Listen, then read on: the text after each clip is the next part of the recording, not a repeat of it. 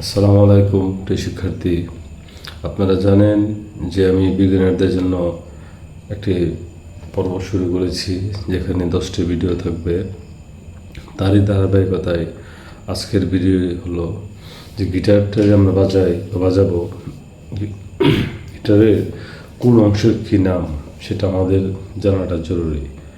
তবে স্পেশালি বিশেষ কিছু অংশ আছে, সেগুলো আমাদের জানতেই হবে।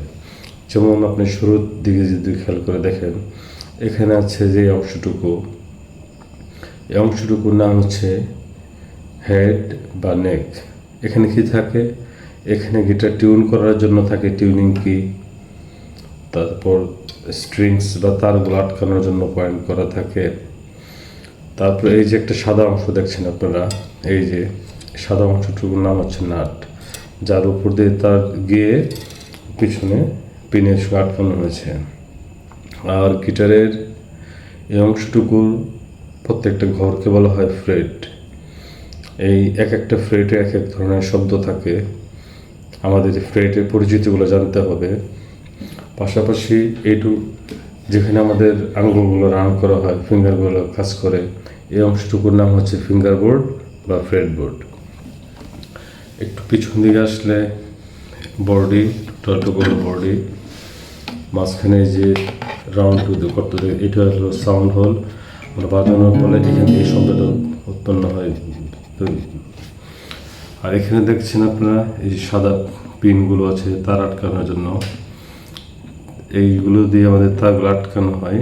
আর এই যে একটা সাদা প্লাস্টিকের দেখতেছেন, এটার নাম হচ্ছে ব্রিজ।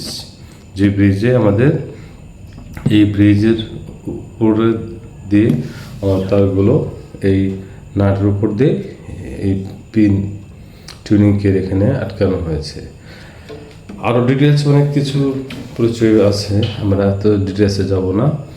শুধু যতটুকু আমাদের না জানলে নয়, সেইটুকু আমরা আজকে আপনাদের সামনে শেয়ার করলাম।